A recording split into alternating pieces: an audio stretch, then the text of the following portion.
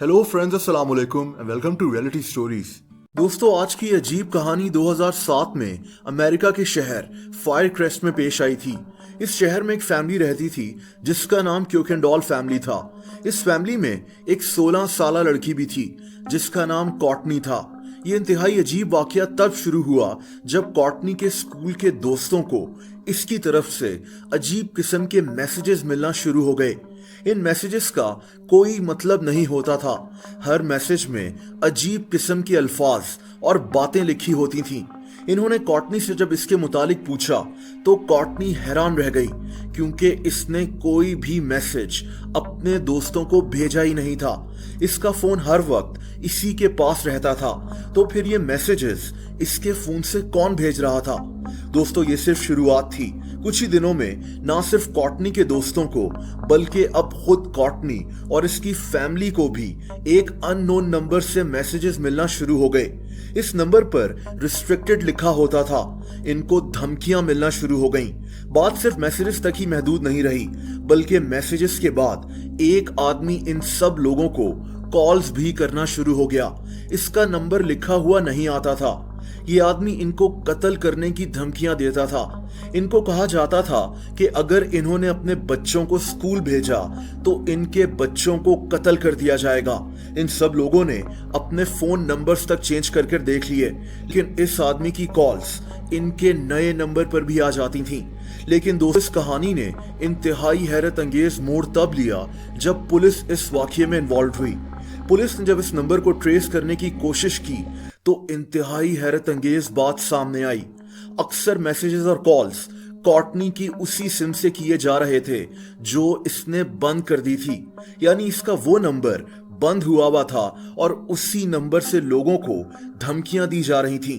दोस्तों, और फिर इस कहानी ने एक और इंतहाई अजीब मोड़ ले लिया।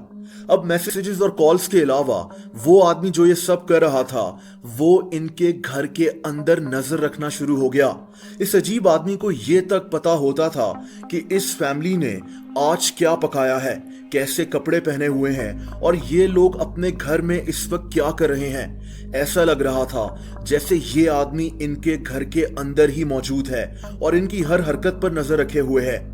यहां तक कि ये जो बातें अपने घर में करते थे, अक्सर उन बातों की रिकॉर्डिंग्स इनको वॉइस मेल के थ्रू भेजी जाती थीं।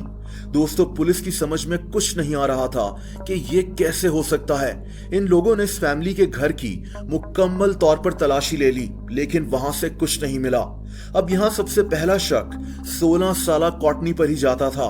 इसके माँ बाप ने कॉर्टनी से इसका नया फोन वापस ले लिया। कुछ दिन इस पर कड़ी नजर भी रखी गई, लेकिन धमकियों और हरासमेंट का सिलसिला फिर भी नहीं रुका। एक दफा तो कॉर्टनी की माँ किचन में लीमू काट रही थी। इसको उसी वक्त एक मैसेज मिला जिसमें लिखा था कि मुझे भी लीमू पसंद है। दोस्तों, ये इंतहाई अजीब हरासमेंट का सिलसिला कई महीने तक चलता रहा और पुलिस इसको थोड़ा सा भी नहीं समझ सकी। ये नाकाबिले यकीन बात थी। या तो इन सब के फोन्स हैक हो चुके थे या फिर कोई और चक्कर था। लेकिन ऐसा सिर्फ क्योकेंडॉल फैमिली के साथ ही नहीं हुआ था, बल्कि इनके पड़ोस में रहने वाली 2 और फैमिलीज के साथ भी यही कुछ होना शुरू हो गया, जिसने इस कहानी को मजीद पुरस्कार बना दिया था। ये केस और वो पुरस्कार आदमी बेहद मशहूर हो गए थे, लेकिन कई महीने तक ये सिलसिला चलने के बाद आखिरकार वो कॉल्स और मैसेजेस आना बंद हो गए। ये कोई हैकर था जिसने इनके फोन्स हैक कर लिए थे या फिर बात कुछ और थी। बहरहाल ये इंतहाई खतरनाक बात थी कि इनके घर के अंदर इनकी हर हरकत पर कोई नजर रखे हुए था। ये अजीब केस आज भी अनसॉल्व्ड है। दोस्तों, आप लोग मुझसे इंस्टाग्राम पर भी कनेक्ट कर सकते हैं। उसका लिंक आपको नीचे डिस्क्रिप्शन में मिल जाएगा। अगर ये वीडियो आपको पसंद आई हो तो वीडियो को लाइक जरूर कर दें। ऐसी इंटरेस्टिंग वीडियोस देखने के लिए रियलिटी टीवी को सब्सक्राइब कर लें और बेल आइकन को भी हिट कर दें ताकि मेरी नई वीडियोस के नोटिफिकेशंस आपको मिल जाया करें। अपना बहुत ज्यादा ख्याल रखें। अल्लाह हाफिज।